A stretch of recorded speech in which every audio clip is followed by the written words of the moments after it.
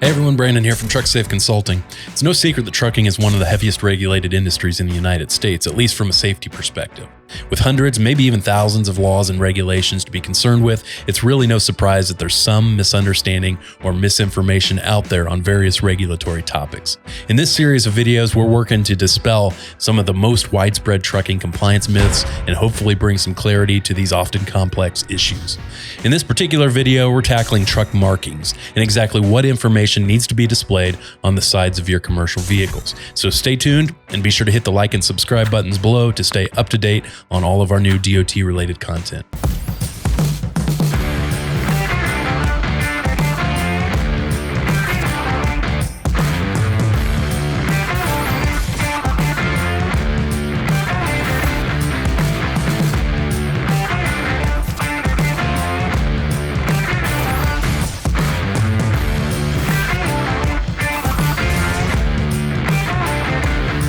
So driving down the highway and surrounded by commercial motor vehicles, I'm regularly struck by the diversity of the markings on the sides of those vehicles. Some keep it simple with their company name or logo and US DOT number, but others appear to be competing to see just how much detail they can possibly cram on the sides of their doors. Name, address, US DOT number, MC number, VIN, GVWR. It's like the most boring episode of Sesame Street ever, trying to teach us our letters and numbers. With as much variability in truck markings as there is, you'd be inclined to think that there isn't some standard or regulation on the topic, but you'd be wrong. In fact, the Federal Motor Carrier Safety Regulations make very clear and simple what information must appear on the sides of all regulated vehicles. What's more, federal law explicitly preempts states from imposing additional marking requirements except in very narrow circumstances. So why so much confusion here? Well, in my view, this stems in large part from a misunderstanding of the impact of federal marking standards and their interplay with divergent state marking requirements. Many states in the U.S. have laws that purport to require commercial vehicle operators to mark their vehicles with certain state-specific information, for example, certain highway tax use account numbers. What many fail to realize, including many state regulators, is that federal law prohibits the states from enforcing most of those marking requirements against fleets who have at least some interstate operations. This is to prevent a patchwork of state marking laws that would require interstate carriers to take stock of every state's individual requirements. In another video, we detailed the fundamental distinction between interstate and intrastate commerce. If you haven't seen that one, I recommend you check it out, since that distinction plays a big role in this analysis. Suffice it to say, carriers who are engaged in interstate commerce are, generally speaking, subject to the jurisdiction of the Federal Motor Carrier Safety Administration, or FMCSA for short. Of course, that's not to say they aren't also subject to certain state rules, particularly if they occasionally operate vehicles in intrastate commerce in certain states. If that's you, you may be thinking your trucks are subject to both the federal and any divergent state marking requirements, but that's rarely true.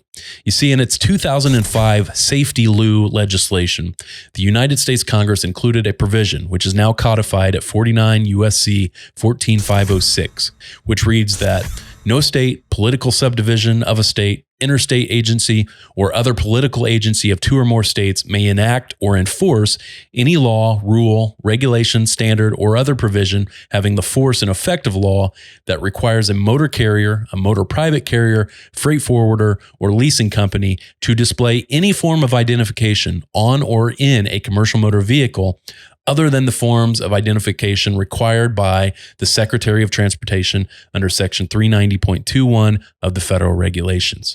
The key words here are that no state may enforce any law that requires a motor carrier to display any identification on a commercial motor vehicle other than the identification that's required under the federal rules. Now, with that said, the statute does go on to carve out a few exemptions. Namely, a state may continue to require the display of credentials that are required, number one, under the IRP plan, number two, under the IFTA agreement, or under any applicable state law, if it was in effect on October 1st, 2006, that the state has some form of a highway use taxation not subject to collection through IFTA.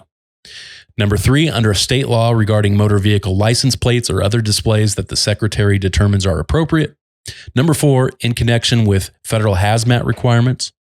Or number 5, in connection with the federal vehicle inspection standards. So in sum, for federally regulated carriers, states can require commercial vehicles to be marked with state-specific information only in these very narrow circumstances. Of course, that's not to say they don't repeatedly push the boundaries.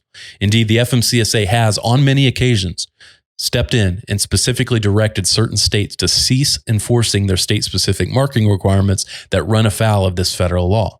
Take, for example, an Oregon law that required motor carriers operating in the state to display on their vehicles an Oregon Weight Mile Tax Credential, also known as a WMTC. In 2007, the FMCSA weighed in on this requirement and held that we could find no evidence to support a determination that the display of the WMTCs is appropriate. Therefore, the state of Oregon may no longer require interstate motor carriers to display WMTCs. Unfortunately, despite the FMCSA's rulings in this case and a handful of others just like it, some states continue to try and enforce marking requirements that are expressly preempted by the Safety Lou legislation. And this is a significant contributing factor to the confusion that exists on this topic. So where does that leave us? Well, unless you're a carrier that's engaged exclusively in intrastate commerce, meaning none of your vehicles operate interstate, you're entitled to the benefit of the simplified federal marking requirements across your entire fleet. To that end, 49 CFR section 390.21b provides that your vehicles must be marked with your legal or trade name as listed on your DOT registration, followed by your US DOT number. That's it. No address, no GVWR, no VIN, no not for hire designation, just your name and US DOT number. The regulation goes on to say that if any other markings or logos appear on your trucks, that's fine. It's just that your legal or trade name in that case should be preceded by the words operated by. So for example, if you're an owner-operated fleet and your owner-operators wish to include their own names or businesses on the sides of their truck, that's okay, so long as their vehicles are also marked with the phrase operated by and then your carrier name and your US DOT number. Aside from these specific marking requirements, no others are required or enforceable against interstate fleets except those that fall squarely under one of Safety Lou's enumerated exemptions. Again, those are IRP markings, IFTA markings, or state highway use tax markings that are not collected under IFTA and were in effect in 2006. Vehicle registration markings, hazmat markings, and vehicle inspection markings. That's it. Fortunately, these are pretty far and few between. So to wrap things up here, for fleets with at least some interstate operations, the vehicle marking requirements are fairly simple and straightforward due to the federal government's deliberate efforts to do away with divergent state marking requirements. That said, some states continue to dig in their heels and try to enforce their state-specific marking requirements against federally regulated fleets. Again, except in very narrow circumstances, that's impermissible. For even more DOT regulatory analysis, be sure to check out our detailed articles over at trucksafe.com. And check out our innovative online courses for safety managers and drivers over at trucksafeacademy.com. Also, be sure to follow us on our social media accounts for the latest highway transportation news and analysis. Thanks for watching.